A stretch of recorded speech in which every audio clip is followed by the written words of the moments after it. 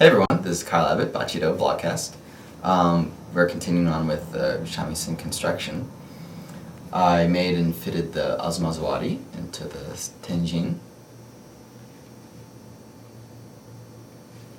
And it is lifting up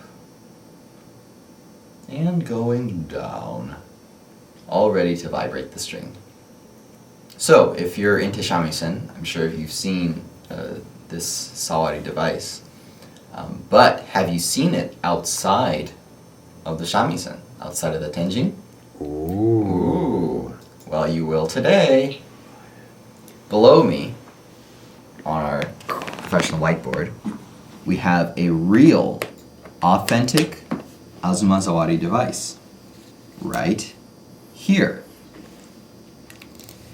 It has very tiny screws, so we've got our mini eyeglass screwdriver right here. That's not good. Let's undo the screws.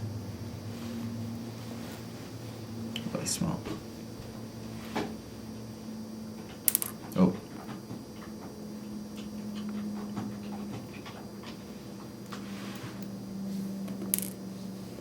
Okay, so we don't forget. This is where we put them. Nobody sneeze. Okay, let's open it up.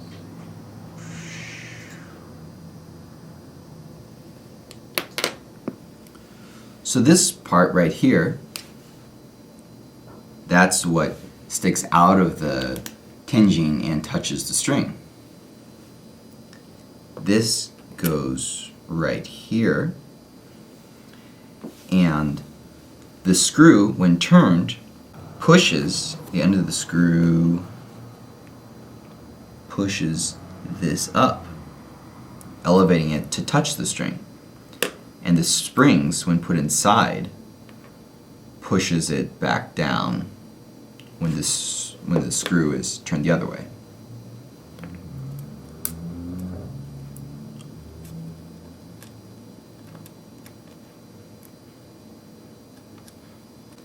And the whole thing is inserted into the outer cage, as I call it.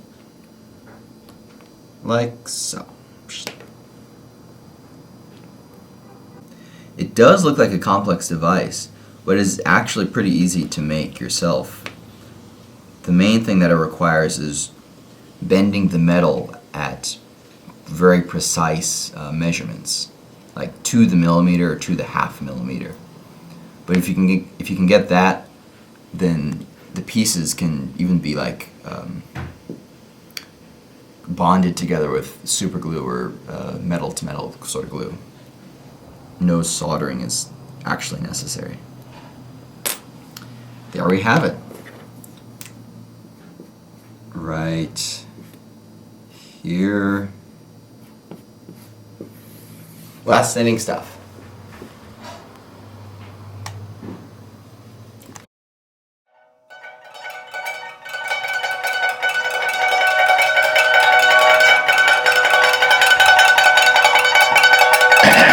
Oh, hi.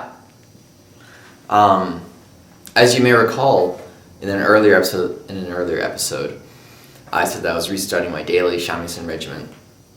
And I realized that the weight was good because learning with any instrument or any art, if you take a break, like a few days, a few weeks, a few months, it gives the brain time to rest, and you can return to it with a new, fresh perspective or something. And I've been finding that, so very minutely, but it's still there, I think.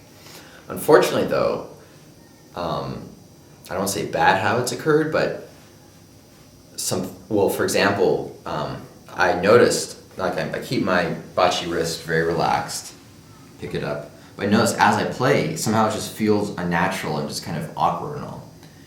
I was like, why is that happening? I didn't know I didn't know where the problem was coming from, and worse, I didn't know the solution, and I don't have anyone to ask. Because, I normally would ask Kyle, but that's me, so, damn it. So basically all I could do was just kind of consciously observe myself, almost from a third person perspective, but I guess not. Just as I was playing, see what I was doing and make little changes to see if that fixes a problem. basically like troubleshooting your computer or something. Turns out, as I was getting jiggy with it, I would start to lean in on my shamisen, putting pressure on this area of my arm. So even though this was relaxed, that's kind of why it was, yeah. Interesting. Very interesting. As well as in doing the...